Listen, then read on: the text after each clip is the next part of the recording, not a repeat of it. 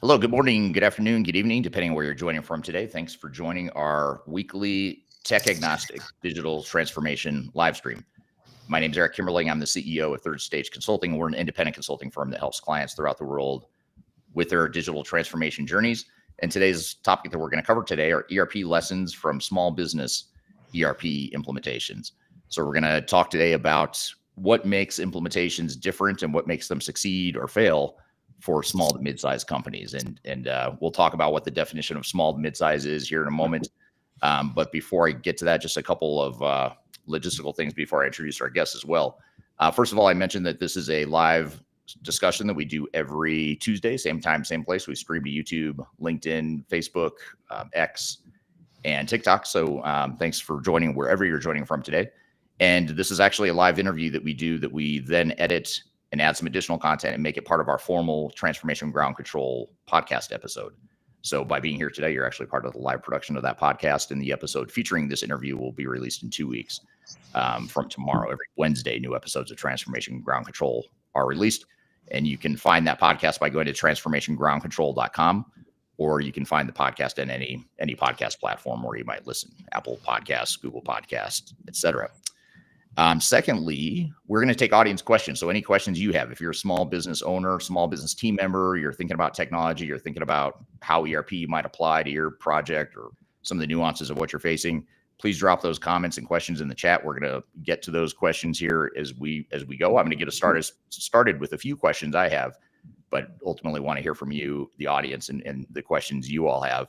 And speaking of you, the audience, I'd love to hear where you're joining from today. If you don't mind just dropping in the chat, what city and country are you joining from? And if you don't mind too, also just let us know what kind of business you operate. I'd love to see where you're at and what kind of business you're running or what kind of business you're a part of here today, and love to get your feedback there. So again, the topic here is lessons from small business ERP implementations, and joining me today are two very talented consultants from the Third Stage Consulting team, Nate Stroeher and Geordie McDougall. So we'll start with you, Nate. Nate, thanks for being here. Tell us a little bit about yourself. Great. Thanks, Eric. This is Nate Stroeher, and I am an associate director here at Third Stage and have a career in technology implementation, selection, have done a lot of change management throughout my career, and have worked with various size businesses in the Colorado area, have worked with a lot of small and medium-sized businesses, and so have a lot of great lessons learned, both the good and the bad from our past clients, and look forward to talking to the group today about some of the stuff we've learned over the past few years. Great. And then Geordie, how about you? Tell us a little bit about yourself, and welcome, and thanks for being here. Hey, thanks for having me. Yeah, so Geordie McDougall, I'm Associate Director at Third Stage Consulting Group. Also been in the technology transformation space for quite a few years now, working with Third Stage. And just like kind of what Nate was saying, have a background in selections, implementations, project remediations, where we'll kind of come in when things are starting to go south and take a look and try to, realign the project.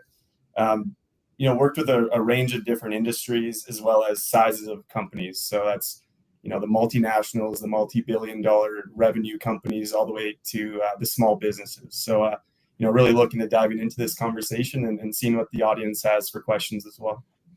Yeah, great. Well, good to have you both here. And just a fun fact about Geordie, I've over the last 7 years of running Third Stage, I've had, easily over 100, maybe 150 different consultants that have been here over time. And I think you're probably the fastest rising consultant that we've had on our team ever, right? As far as just starting off as an entry level guy, and a couple years later, here you are as an associate director. So thanks for everything you do. And I'm looking forward to getting your guys' diverse opinions on this stuff here. So I want to, first of all, before I jump into my questions, I want to turn to the audience real quick here, because we're getting some good comments already as far as where people are joining from and what kind of companies they work for. And if I didn't have the user errors I'm having right now, this would be great. There we go. Okay, so I want to say hello to some people here. John, joining from YouTube, says oil and gas downstream is what he does. Darian on LinkedIn says, good morning. Thanks for being here, Darian. She's our co-host. So she has to be here, but I'm sure she'd be here even if she wasn't the co-host of the podcast. Matt Carroll, Sydney, Australia, providing delivery consulting to small and mid-sized businesses. Thanks for being here today. Dave from LinkedIn, calling from Scotland, trying to get into transformation consultancy. And then John on YouTube followed up with what his business does, distribution and marketing of petroleum products in service stations, ports, airports, B2B, et cetera. Very interesting. So thanks. Thank you for that. Tyler joining from Milan, Illinois, not Italy, a third-party outsourcing provider. So thanks for being here today. And then we've got another consulting company here. I can't see the username, but Cusp Consulting, providing adoption solutions for ERP implementation. So thanks everyone for joining here today. So I guess just to get started, and I'd love to hear the questions that the audience has, but just to get us started here, and I'll start with you on this one, Nate, but if we just sort of back up at a high level to start, why do small businesses decide in general, why do they decide they want to implement a new ERP system? Could you kind of describe like, if there is such a thing, what is the typical small business situation, and what situation are they typically in when they come to us and say, hey, Third Stage, can you guys help us figure out our roadmap going forward? Yeah, I think we see most organizations are on that the trajectory of building up their business to the point where they're starting to become scalable, and the manual processes that have put them where they are and have given the success for where they are have become now a crutch. They've become something that has held them back from scaling up to a larger size organization. So we traditionally see companies that are, I think we always hear the phrase where it's time for us to become a technology enabled big company. It's time for us to take our manual processes and get away from them holding us back, and get to the point where we can implement a technology that will allow us to grow and scale to the size they hope to be in the future. Yeah, are most of them on QuickBooks or like some sort of basic accounting system, or is there sort of a base starting point that they typically are at? Yeah, we see everywhere from some of the old Great Plains software. We see QuickBooks. We've had actually several real successful clients that have come from a fairly heavy tech Excel based platform, and we've had a lot of homegrown systems. So it's really kind of a mix of where we're bringing our clients from to an ERP package. But for the most part, QuickBooks seems to be the platform that we see most often. QuickBooks has done a really good job, and other platforms have done a really good job getting organizations to where they need to be. But then they really find that curve is all of a sudden starting to flatten out or even maybe go down now. And they're finding that manual processes are not only keeping them from growing, but they're just kind of stagnating the entire business as they grind through these manual processes. Yeah. How about you, Geordie? When with the smaller clients that you work with so far, what are some examples or some typical starting points that they're at? Yeah, typically you see them coming off of QuickBooks as well as many different Excel spreadsheets, and dealing with these different segmented systems or documents that they're working off of. It really stalls that growth, like what Nate was saying. And it kind of that goes in hand with that is, in today's day and age, customer demands seem to be getting higher and higher each year. So you look at companies like Amazon, where you can track, okay, this is where my package is. This is when I'm going to get it delivered, etc. So even the small businesses are getting held to that level of transparency and being able to provide that information. So as they grow, they're needing to shift off of these, QuickBooks solutions and Excel spreadsheets and get something that's a little bit more centralized so that they can provide the insight that, they're being held to, and that's expected from the customers at this day and age. Yeah, that makes total sense. And it's sort of like they're at this inflection point where they got to where they got with QuickBooks or whatever their sort of base accounting system is. And now they're looking for ways to really scale and integrate the operations a bit more. So they've grown just enough to where they've sort of outgrown QuickBooks or whatever their base accounting system is. Here's a question. I knew we were going to get asked this, but I didn't know how fast we'd get asked this question. But we might as well get out on the table now, because I'm sure a lot of people are wondering this. But this is from David on LinkedIn, David says, what is your definition of small, medium, and large when it comes to these sorts of enterprises? Nate, what do you think of this? I always struggle with this definition because I don't think there's a hard and fast rule, but how would you describe small versus mid-size versus large? I think we can go, if we're talking about the looking at it in the perspective of number of employees. I think we go from anywhere from 50 employees for a small business up to a medium-sized business, about 200 to 300 employees. And then again, that's a little bit deceiving because there's a lot of organizations out there that can make a lot of revenue with a small amount of employees. I think also we talk about small businesses anywhere from about 10 million to 100 million is kind of that small to medium sized business. I hate to throw numbers out there, and we I think you'll probably agree with this, Eric and Geordie. It's really kind of kind of your best guess as far as how you would define those, but that's traditionally who we work with for the most part. But then we see some organizations that are in the 200 to 300 million that are still kind of in their infancy. So it's really more the organization by organization way to look at it. Yeah, what industry you're in has a lot to do with it. You could have a number of employees too. A lot of times that's a better indicator because you could have a company with 10 employees doing a couple $100 million in revenue because you're a distribution or some sort of low margin company. So it's a little misleading. Revenue alone is a little misleading without looking at employee base. We do have one thing I'll share too, just speaking while we're on the topic of what small versus big is in terms of business size. We actually have a free small business assessment that we offer to companies that are under 75 million in revenue. So I'm not saying that that's the hard and fast rule. I tend to agree. It's like under 100, I would consider small. 100 to maybe half a billion might be mid-size, and then once you get above 500 billion or 500 million to a billion and above, that's where we would consider that larger enterprise. But if you'd like to do that free assessment, by the way, since I brought it up, if you scan the QR code right here on the top left side of your screen, if you're a small business doing less than 75 million in revenue, we do a free technology assessment for you in terms of figuring out what your path forward might be and what some of your options would be. It's a tech agnostic approach. So scan the QR code if you want to learn more about it. And if you're listening to this after the fact, you can check out the QR or the links in the description field below. So I'll leave that up for a second and let you scan that and check out that assessment and schedule time to do that. So back to some audience questions or comments here. This is from Matt on LinkedIn. Matt says, I can see the pain of scaling manual processes is definitely a big trigger. So definitely can relate. It sounds like he can relate to that comment there too. And here's a question. I'll start with you on this one, Geordie. This is from Darian on LinkedIn. Darian says, what are some signs that a business has officially outgrown QuickBooks or Excel? So when you've worked with some of these smaller companies that have had, some of the challenges they've had, and they've come to us with a lot of times they come to us knowing or recognizing that they have the pain already. But what are, some of the signs that you see or that our team sees that they might have outgrown their systems?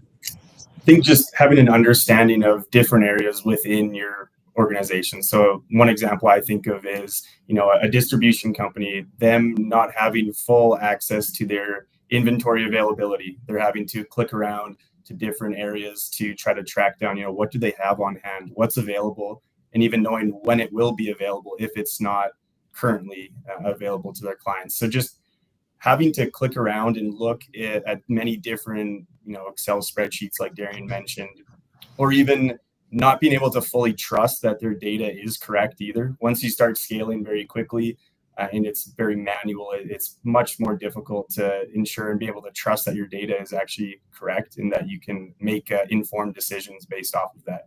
So the scalability definitely is a big piece that kind of lets them know that QuickBooks or Excel is starting to get a little bit outgrown. You have maybe Deb that owns this one Excel spreadsheet, but she only has a certain amount of hours in a day. So once you start to scale past that availability that she has, that's another really big sign. Yeah, makes a lot of sense. So first of all, I'm curious to hear from the audience. For those of you that are working for owners of a small business, what kind of technologies are you guys using? I'd love to hear just sort of your general lay of the land situation. It's always helpful to hear where others are starting from and what sort of pain points you might be facing as it relates to the systems you have. So drop in the chat just any feedback you have on your current situation as it relates to systems you're using and signs of outgrowth or pain related to those systems. But while the audience is answering that question, Nate, how do the needs and challenges of small businesses differ from the mid-size and larger organizations? Because I think a lot of what we're going to talk about here and what we have been talking about so far today is relevant whether you're a small company or large company. I mean, there's some certain things that is sort of universal across company size, but what are the things that are different, in terms of a smaller company that's about to go through an ERP implementation versus a larger one? What are the big differences? Well, I think you can break it down in two different ways. And I think, first of all, it's the challenges that lead you to needing to change for the ERP. And that it really, I think the biggest thing that we see is the lack of ability to scale. So you have, again, a lot of manual processes being chased down, and your labor pool is just getting to the point where you could continue to throw people at the problem, or you could get technology and you could start to address it that way so that you scale using technology instead of just adding bodies to the problem. I think when we go to an implementation, the biggest challenge is just having the right resources and having the right amount of resources to dedicate to this change. It seems that a smaller organization, as opposed to a medium to large organization, you have people that are a lot more specialized. So you have a lot more ability to put resources on these projects and have their expertise really dedicated to the project. When you have small and medium-sized businesses, you've got a lot of people wearing a lot of different hats, and they've got their day job. We always go back to, you have your 9-to-5 responsibilities and you're trying to do these implementations. So it seems like really the smaller and medium-sized businesses usually tend to know a lot of what they're doing. So it's really a nice luxury that you have, in the sense that they know a lot. If you're in a small and medium-sized business, just by the nature of your business, you know a lot of what's going on throughout the entire organization. You're not really siloed. But on the flip side, you got a lot going on, got a lot on your plate, and then to try and add a technology implementation makes it really difficult. Yeah, that's a good point. And even a larger business, we work with everything from small businesses under 75 million. We work with some multi-billion-dollar global organizations, and even if we look at those large clients that we work with, they struggle enough as it is to find the right resources internally to support these projects. But I agree with you that the small businesses are even more constrained, just because people are wearing so many hats and you just have less resources available. So just recognizing that and being aware of that's really important, because you're not going to shut down your business. And you probably don't want to shut down your business while you're going through this ERP implementation. So you've got to pace yourself. And the software vendors typically will come to you and say, hey, we can slam in this new system really fast, which in theory they can. It's just not going to go well. It's not going to be, if you don't get your people involved and get them involved the way they need to be. So that's really interesting. So what are your thoughts, Geordie? Anything you would add to that? Yeah, I would say, just based on the resource constraints, it's very important just to prioritize how you want to roll out this transformation. Like you said, vendors might come in and give you this magic number like 6 months and everything can be done. But how's that going to affect your day-to-day business? Can you really afford to shut down your business and lose out on some revenue that's keeping your lights on currently? So looking and really trying to prioritize and understanding how many resources you do have available, and who can be backfilled if possible. I mean, that's obviously ideal if you can train up someone that might be below a big resource that needs to get pulled into the project, so that you can backfill that role. But if you can't, then phasing out the project and making sure that you can really target your focus on your day-to-day job, but also on the project, to ensure that it's that smooth transition is very key, to be able to make sure that the business keeps running, but you're also taking steps in the right direction for this transformation to then, enable efficiency and all these other good things that are going to come from it. Yeah. Well said. I want to get to some of the comments here from the audience. This is from Matt on LinkedIn. Matt says, one of the signs of outgrowing the systems is when the CFO wants a one-touch monthly report for the whole business. And that's a great point, because, visibility and business intelligence and just having knowledge and understanding of what's happening in your business day to day. That's something that oftentimes is missing because QuickBooks isn't going to tell you sort of a projection or the forward looking, demand planning and things like that.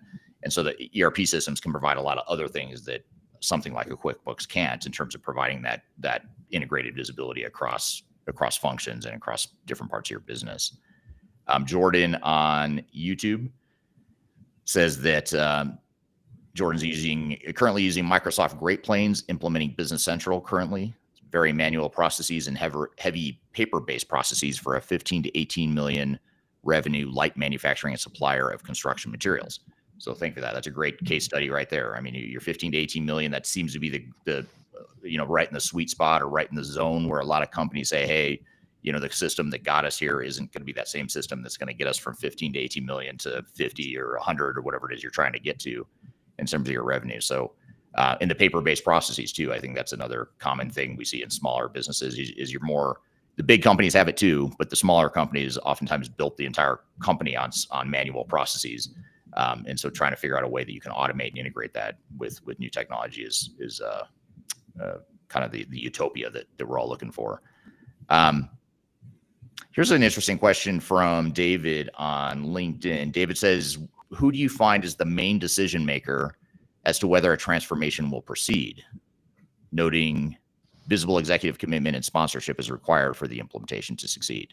So if we're talking about a small business here, and Jordan, maybe I'll start with you and see if you have thoughts here, but if you're talking about a small business, does that change in terms of how an executive sponsor or a leader within the organization needs to be involved and support an ERP project or a potential technology replacement?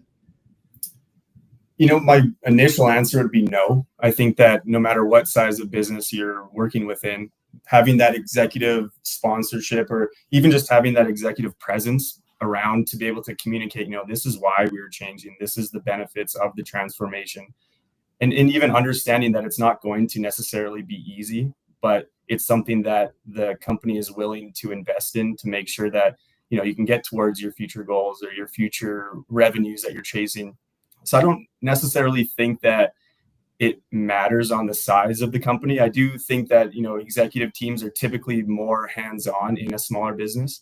I think that's just something that you can kind of assume. But in terms of, the main decision maker, I think it still remains that project sponsor, the executive team that's really, being that guiding light and really kind of reiterating the reason and all the pros for the transformation. Yeah. What do you think, Nate? Anything you'd add to that? Yeah, I would just add, I think this will seem a little counterintuitive, but I think I totally agree with Geordie in the sense that executive leadership is a must, but I think it's that second level down that is really important, that you have a lot of buy-in from them and that you have a really clear, I call it chain of command, and that sounds a little army based, but that you have a real clear decision channel so that the executive sponsorship is needed to make sure that the project goes on and that everyone's bought into it. Then you need that second layer down that really are keeping all the divisions and all the departments focused, and they're the ones that are making the decisions for the organizations, but they're also the ones that are in charge of getting their troops underneath them marching in the same order. So I think that executive sponsorship, if you don't have that, you're likely to fail. But really that second level down is the level that provides the direction, the organization, and are really making the decisions for the entire project. Yeah, and I think that's a really good point, that the executive leadership needs those agents below them and they need to really empower them to be decision makers. Oftentimes we'll see people will be at that second level, but might be a little uncomfortable with making these big decisions that are leading their company. So having that executive support and reassurance that, you are in this role for a reason and we empower you to make these decisions. Obviously escalate them if it's something that needs to be escalated, but that's a key point there, Nate. I totally agree.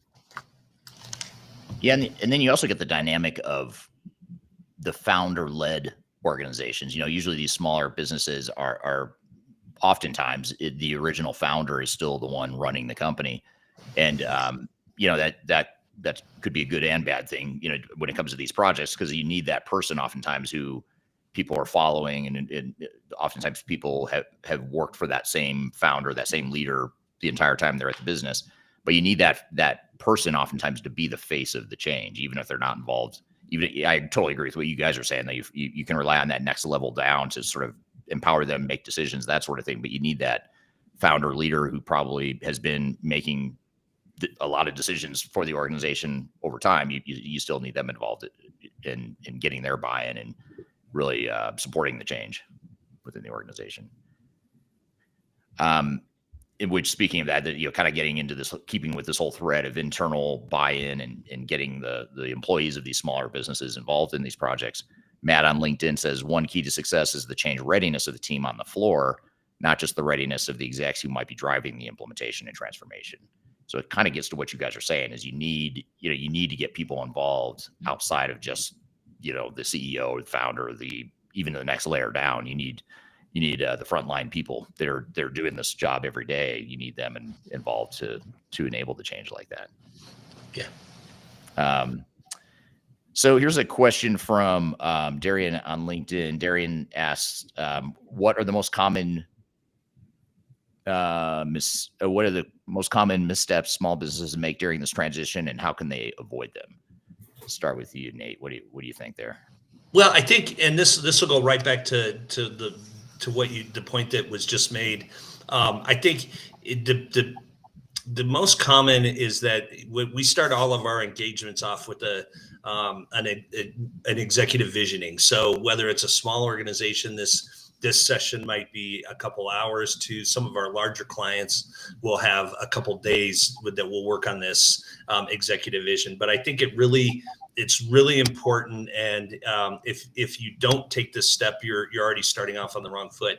And that is getting the executive buy-in. So when you mentioned, Eric, that a lot of these organizations are founder-based and are founder-led still, it's really important to make sure the founder and the leader of the organization sets up a vision. The people below him understand the vision, and then all the way down to if it's a manufacturing organization, all the way down to the shop floor.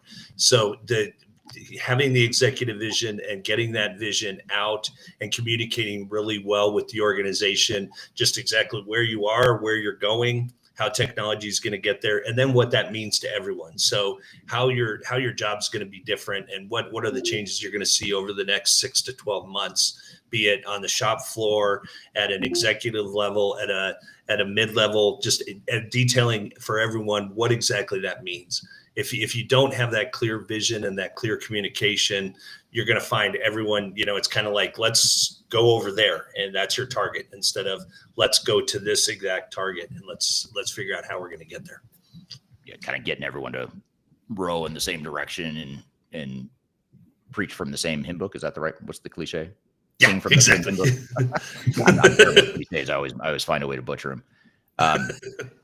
That's really interesting. That's well said. And I'm wondering, Geordie, when it comes to technology decisions and the way small businesses implement technology, are there any sort of missteps that are more common with smaller companies in terms of, taking on too much complexity or choosing the wrong system that doesn't fit their needs? Or, are there any things like around the technology itself that you see smaller businesses more likely to fall victim to?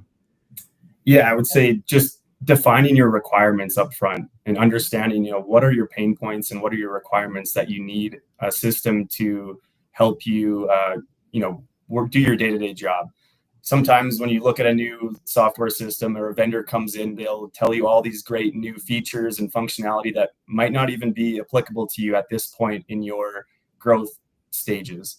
So really looking back at, what are the pain points that you're working with? What are you trying to have this system help you to do your day-to-day jobs with, while also keeping in mind your future goals and your future growth. So you don't want to get a system that can work for you today, but maybe in 3 years you'll outgrow it again, because obviously these transformations are a pretty large lift to take on. So looking at the future, but also understanding your requirements and what you're really trying to enable the software to help you do. Yeah. And that sort of brings up another follow-up point based on what Geordie said there, Nate, and that is, Geordie was just talking about defining requirements and the need to do that stuff up front. And so he sort of started to answer this question, but I'll ask it anyway, just to dive into it in more detail. But when a small business is getting started on their technology journey, let's just say they've recognized the pain, they recognize that, hey, QuickBooks isn't working for us. So we know we need to go out there and get, say, an Oracle NetSuite or a Sage system or 𝐋𝐈𝐕𝐄, one of these smaller ERP systems or ERP systems built for smaller companies. But before you jump in and just go buy technology or go start getting demos and talking to vendors, what else should a small business do in addition to defining requirements to sort of get that strategy and roadmap in place and buttoned up first before you just start going out to buy technologies? Well, I think it's important to what I alluded to earlier, understanding what that vision is, but also understanding where you are and where you're going to be in the future. So we have a client that we're working with now, and it's a great example for this podcast today. They're shifting their business right now. They're a very online based business. All their orders come in online. They have some come in over the phone, but they're really talking about kind of a shift in the way they're doing business.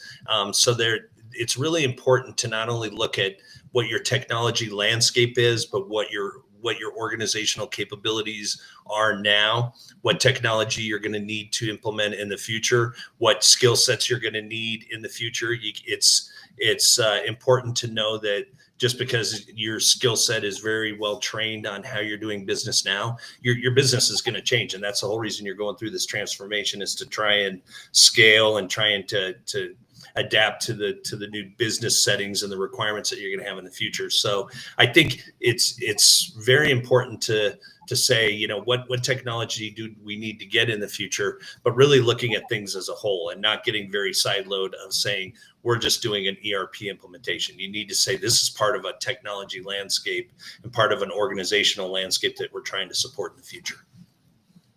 Yeah, and you don't have to, even if you go with a modern ERP system that has all these different functions and features and capabilities, doesn't mean you have to implement it all at once. I mean, you could sort of go incrementally and pick off pieces of a system and implement it. Especially if you look at I know one of the reasons why a lot of smaller companies like the product Odoo is because it's more of a modular based system that you can implement just pieces of the system. But then when it's time, you can also integrate those different modules, almost like Lego building blocks, if you will. And that can be pretty powerful because you don't necessarily need to take it all on all at once. And Matt on LinkedIn has a comment just building on Geordie, what you said, but Matt says exactly what Geordie just said. Clients will sometimes look for more functionality than they need, and that can cause problems that are unnecessary. And I think we're all saying the same thing. We're all in agreement there. You don't, the last thing you want is to go buy technology that doesn't allow you to scale. Instead, it creates more complications and more problems, and that actually lessens your ability to scale. And that's the last thing you want. And that's why you have to find a system it's tricky being a small business in this way, and that you have to find a system that's going to get you to another level, but not be such a big jump that it's overcomplicating things. So you need it to be something you can grow with, but you don't want something that's going to complicate things too much. And that's why, I think that's why SAP and Oracle, setting aside NetSuite for a moment, but Oracle Fusion and SAP S/4HANA, I think that's why they struggle with the small market, because their products are just too big, too expensive, too complex, and it just doesn't fit a lot of small businesses. Whereas there's a lot of NetSuites, Odoos, 𝐋𝐈𝐕𝐄, Sage, a lot of smaller based ERP systems that can help. And in fact, just because we love sharing information, see, the thing when you join these live streams, you're not just getting the guests, you're getting all kinds of resources that we're going to make available to you. So I want to, if you're interested in sort of seeing what some of the leading ERP systems are out there in the marketplace, scan this QR code right here on the screen. It's our 2025 Digital Transformation Report.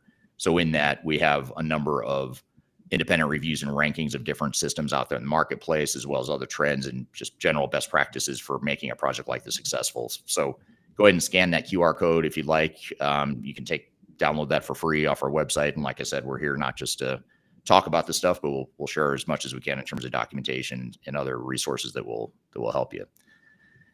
Here's another question from Darian on LinkedIn. And this is, how do you advise small teams to pace their implementation timeline when resources are tight and people can't just pause their day job? So let me give you guys a more specific example.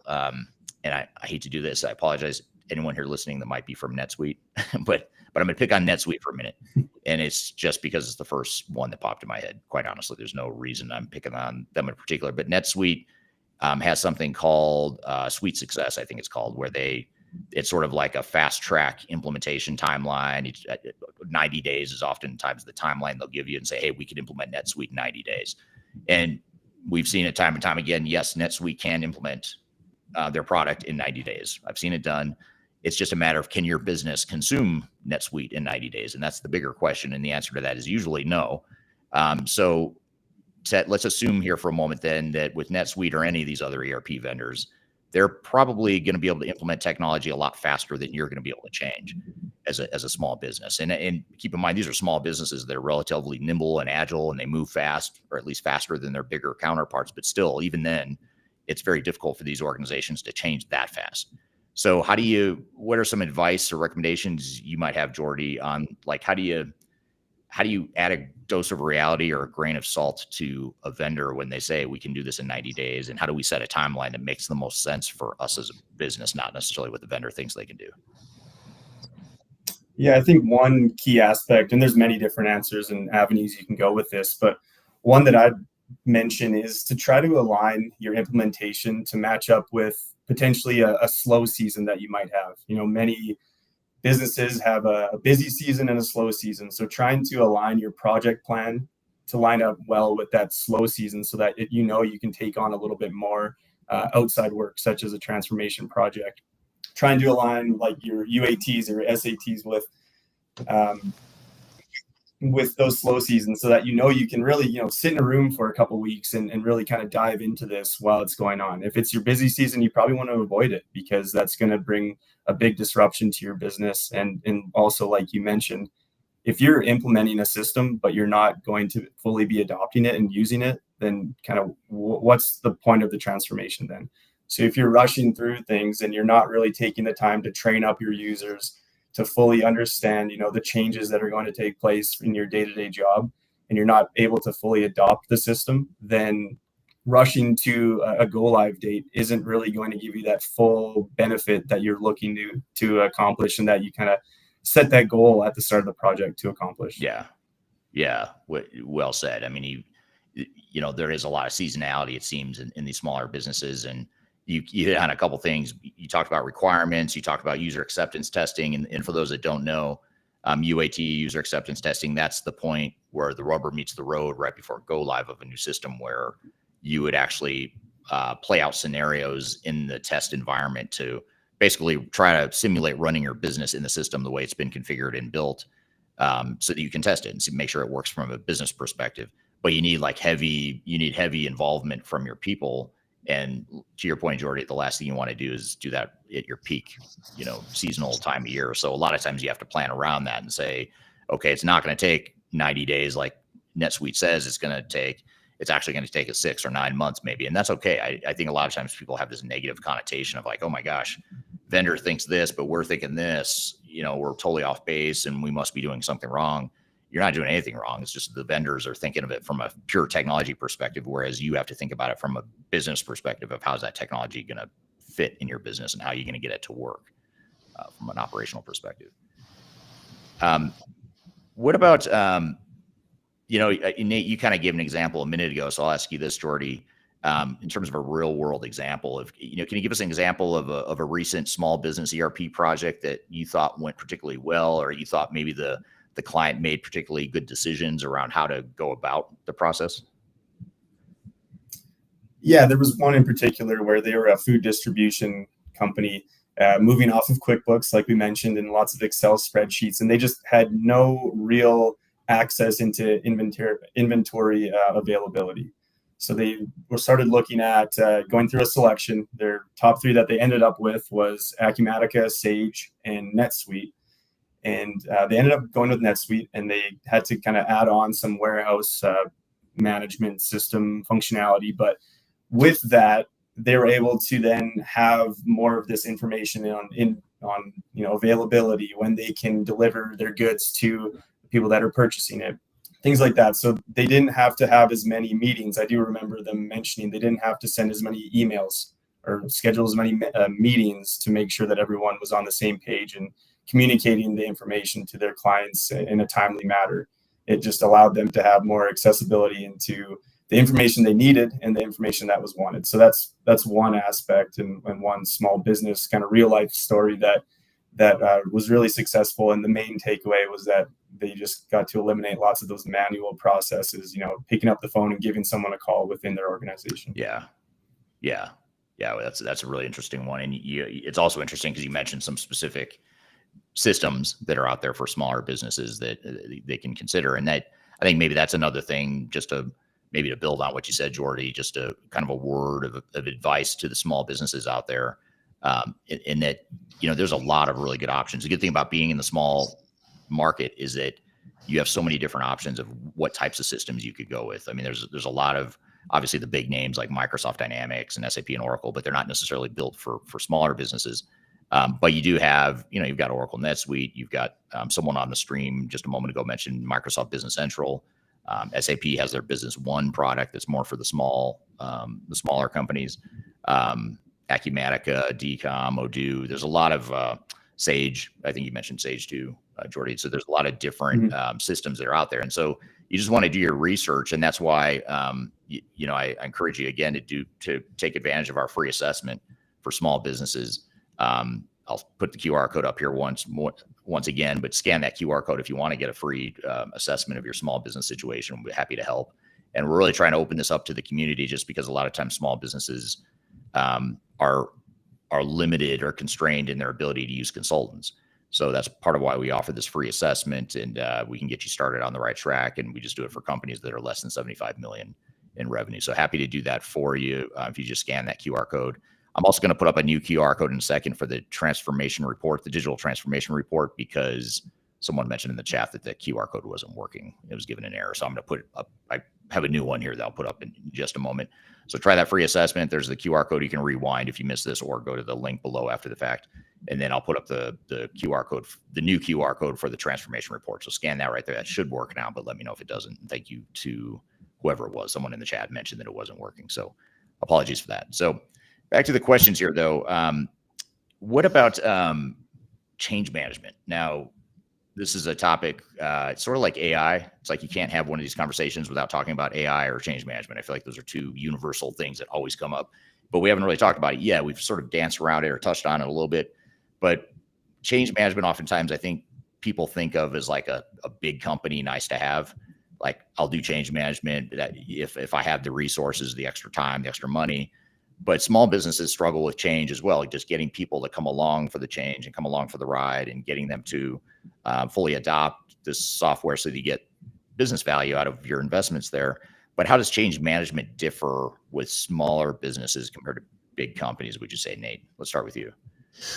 Yeah, and I think you hit on I think that the key is that when you have larger organizations, there's more of I'm not going to say an appetite, but there's more of a interest in change management. But I think change management's critical on any engagement, and it's just the degree in which you engage the change management and what steps you're looking at. So for any engagement, no matter whether it's a organization that's at 20 million or it's a $4.5 billion organization, communication's key. So your communication channels are setting those up early and having very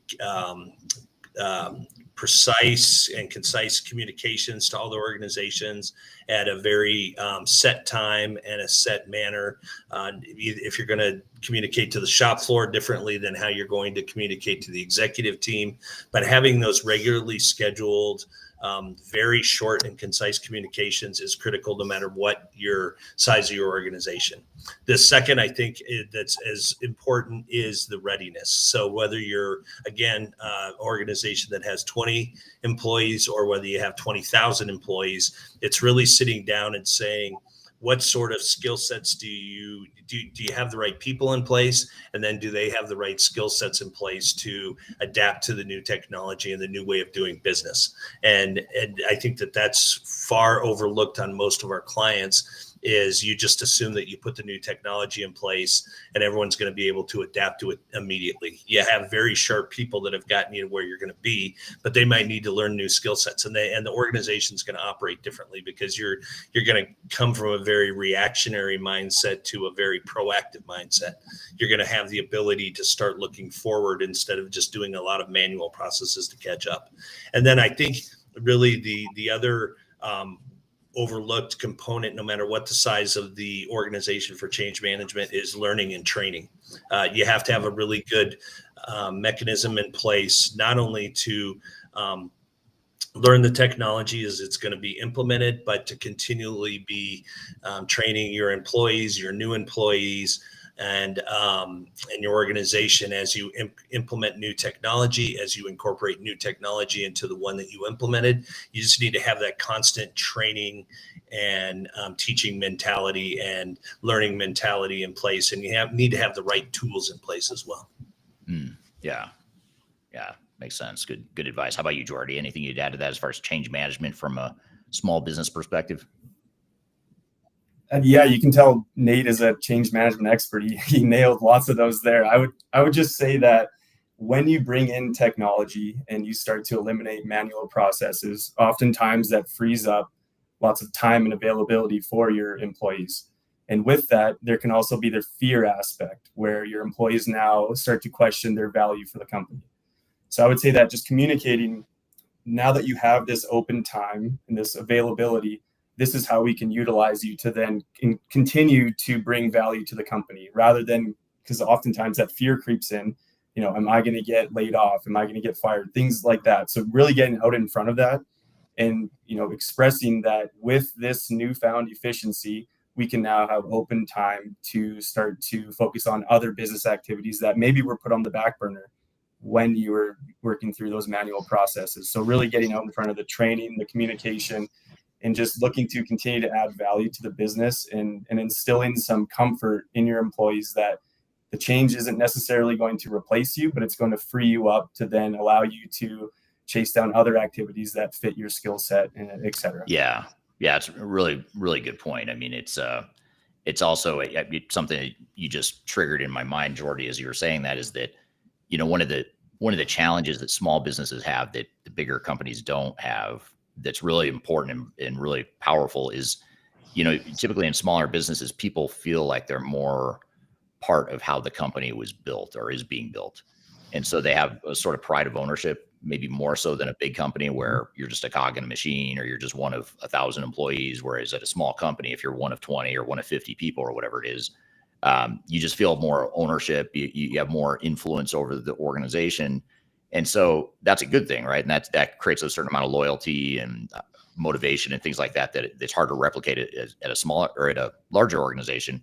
But now if you bring in an ERP system from the outside that sort of disrupts all that and takes away some of what was built in that pride of ownership with, the influence that these employees have, that can actually backfire more for a small company, because what was once a strength is now turning into a liability, because now there's more fear and resistance of change because they're used to having such ownership and influence over how the business is being built. So it gets back to a point I think you made. One of you guys, or maybe both of you guys, made the point early on about just getting people involved early on. You really need them to be part of the solution, probably even more so than a larger company, because it is such pride of ownership there. I have to. I was telling these guys before we went live with this podcast that lately the stream is going viral on YouTube. I don't know why, but on YouTube lately, this stream every week is getting more and more a bigger audience. So with that bigger audience comes some random comments, but I'm finding that if I just pick one random comment per session, it can actually be fun. Last week, for example, someone asked, "Do you believe in aliens?" And we actually pulled the question up and we talked about it. So I'm going to pull up this kind of strange comment. No offense to the person that put it. Teach me to sell, server daddies, from Marissa on YouTube. The only reason I bring this up is because it did trigger a thought in my mind. We're not going to teach you to sell on this live stream, so I'm sorry if you're expecting that. And I don't know what a server daddy is. Maybe that's an age generational thing that I'm just not following. But the reason I bring that comment up, even though it's kind of funny and different, is that it brings up the whole idea of CRM, customer relationship management, and how that's an example of, if you're trying to grow top line revenue growth, one example of a way you can implement new technology that maybe isn't full, complete ERP, but it's one piece of your business that could be improved pretty dramatically. And that would be CRM. So do you guys see that at all, where you get clients who come to us and say, hey, we don't necessarily want a full blown ERP system that does everything. We just want a CRM system, or we just want, a piece of an ERP system, or what have you typically seen there, Nate? Yeah, and I was thinking about this when we were given an earlier example.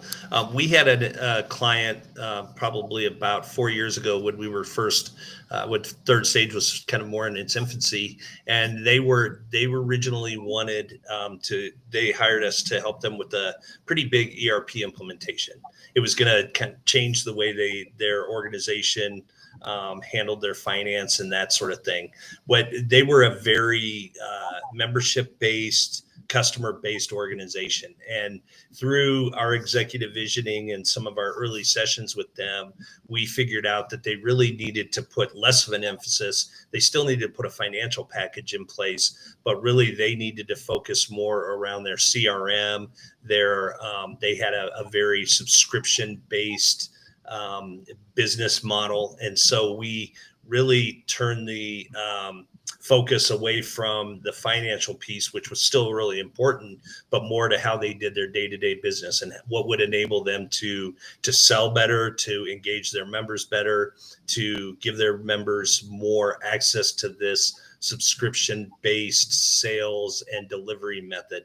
So I think it's really important when we talk about if you have an ERP, or if you have some piece of technology in mind, make sure that is really what's going to be the best technology enabler to let you grow your business and scale your business. What's going to help you the most to get to where you want to go.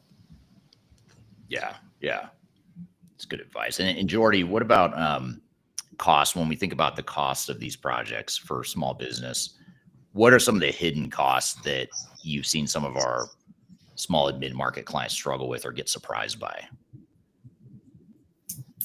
Yeah, I think when you look at cost, you need to think of the implementation cost, the license cost, and then also the ongoing support cost as well. So many times clients will just look at the implementation cost or just the licensing cost, but really looking at that total cost of ownership is what's going to allow you to start to envision how you're going to be able to pay for or move forward with a transformation. And also, we've mentioned a little bit about the change management piece, some of that training and other things that go into an implementation. That's going to give you your best insight into your total cost, rather than just, one quick number and then kind of overlooking all the other aspects. So looking into that, and also really walking through your contracts before you're signing them. There's room for negotiation. That's something that we kind of add into our selection projects that we're a part of, is, advocating for our clients and really digging into the contracts and using, the best practices that we've learned or the industry experience that we've learned to really dig into contracts and understand that there typically is quite a bit of wiggle room in these contracts to negotiate and try to make a deal that's best suited for your business and your company. Yeah, that's really good. And, that brings up another thought around, with software as a service or cloud-based software, there's a lot of hidden escalators in those contracts, to your point. You want to negotiate those contracts and there's a lot of wiggle room, but you also want to make sure you understand what exactly you're committing to, because the software as a service and cloud software model has a way of unintentionally or maybe it is intentional, I don't know. But I think it's unintentional, where it's sort of creating a hostage situation where, over time it gets so expensive because now you've got more transactions, you've got more users, you've got more modules, more data is being processed, whatever. I mean, there's all these kickers that will cause the cost to go up. And guess what? There's no de-escalators in those contracts. There's nothing in there that'll say, oh, it could actually go down over time. It's always going to go up. And so negotiating that stuff ahead of time and thinking about, well, it's not just what we're purchasing for today, but what are we purchasing for 2, 3, 5 years from now? And recognizing and negotiating that too, locking in at a certain cap or whatever it is, and negotiating for the future, not just where you are today. I think that's really important too.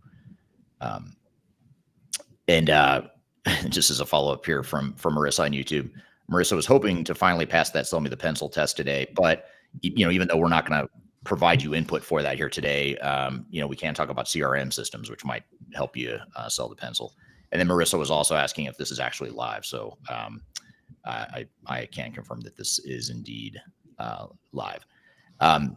Okay, so for small businesses that are considering ERP today, and I'll start with you on this one, Nate. Small businesses considering ERP today, what's the one piece of advice you'd give them to set the stage for long-term success and just to get started on the right foot? Yeah, I would say the one piece that I would say is stretch as much as you can, but don't try and bite everything off in one shot. To explain that a little deeper, do as much as you can now with your go live. If you raise the bar, push the edge of the envelope, all those sayings, but don't try to do so much that you're going to overwhelm all of your resources and all of your organization, and really take a step back as far as day-to-day operations to put the new technology in place. So I say that because we have organizations that come in and want to nail their reporting requirements right at the beginning. They want to set up their dashboards, their reports, everything else. I would say get a system in, get it functioning, get comfortable with it, and then hit that optimization phase 6 to 9 months down the road, where you're really going to start saying, we have a good grasp of the system, we have an understanding of what it can do. Now we're really going to start putting the reports in place, the dashboards in place, and the functionality in place that's going to allow us to go further. If you overload at the beginning, you're really doing yourself a disservice. And if you try and if you don't really push it as much as you can, you're gonna find that you're probably not taking advantage of what you should. So it's a delicate balance, but I would say don't try and bite off too much, especially given the fact that your organization's growing and you're already stretching your resources thin to start off with. It's great advice. And going slow or starting slow is okay. You can speed up later, but it's a lot harder to try slowing down later and getting yourself into a lot of trouble and wasting a lot of money in the process. What would you add to that, Geordie? What's the one piece of advice you'd give to a small business team that's getting ready to start a technology initiative, or at least consider one? Really start to take a look at your readiness and how prepared you are to go through a transformation. So take a look at, we mentioned a lot of the executive strategy, get aligned. What is the direction that you're trying to march towards? What do you want to be when you grow up? What does the future look like? And then start to really define the steps on how you can get there. Make note of your pain points, things that you need to target. Also, ahead of a transformation, start to look at some of your data. If you have a messy, a jumble of data, that's something that you're going to need to address. And taking a look at things like that before the transformation, really getting aligned and prepared for a transformation is only going to make it easier, especially when you have such a lean team. You can only really take on so many things at once. So preparing and really focusing on that readiness beforehand is something that I've seen lots of success with. Yeah, great point. And the time you take to get ready and to get all on the same page, define your requirements, having a clear roadmap, that time you take up front to do that is going to speed things up so much more later on. It's going to save you a lot of time and money long term, even though you might be tempted or enticed by software vendors to try and speed things up and go, buy now. That's going to cost you a lot more. And it's going to lead to a lot more chaos than if you sort of do what you guys are saying, which is back up and sort of take your time to get things right and get things in order before you go too fast. I mean, that's a tricky part of the small business, because a lot of times small businesses do move fast. I mean, that's their bias is they're going to move fast. They're nimble, and that's good. That's a strength of the company. But when it comes to something like this, you want to have a clear roadmap and direction. And of course, my suggestion here is, if you're interested in what I think, as far as, no one asked me, but I'll answer it anyway. What I would say for first steps, if you're a small business owner or a small business team that's looking to get started on a technology journey, go ahead and scan this QR code right here for a free assessment. We'll do that free assessment for you, get you started on the right foot. Tech agnostic. We don't sell software, so we're not trying to convince you to do anything with technology necessarily. But having said that, we do work with all the major ERP systems out there, and we know them really well. So feel free to check out that assessment, regardless of where you are in the journey. We'd be happy to give you some free advice on how how to track that journey. I'll leave that QR code up for a second here while we're wrapping up. But great conversation here, and I think this is hopefully helpful to the audience here. I appreciate you guys sharing all your feedback and all of your knowledge and insights on what it takes to succeed in these sorts of projects for small and mid-sized companies. So thanks, Nate and Geordie, for being here today. Thanks. Yeah, absolutely. And thank you to the audience too for the great questions. I've had some really good ones here today. And we do these live discussions every week, same time, same place. This particular interview will get edited and we'll add some additional content. It'll become part of our Transformation Ground Control podcast that gets released in 2 weeks, I believe it is. It's every Wednesday. New episodes come out. Go to transformationgroundcontrol.com and be sure to do our free assessment. Or, if you'd like to learn more about, just poke around and get more research on your digital transformation and your ERP options that are out there. If you want it sort of a tech agnostic, no BS sort of angle or research on that, go to thirdstage-consulting.com. That's our website. We've got tons of resources out there, white papers, reports, YouTube videos, all kinds of stuff. Be sure to check that out for more information. So thank you all for your time today. Hope to see you on next week's live discussion and future discussions. Have a great day, and we will see you all soon.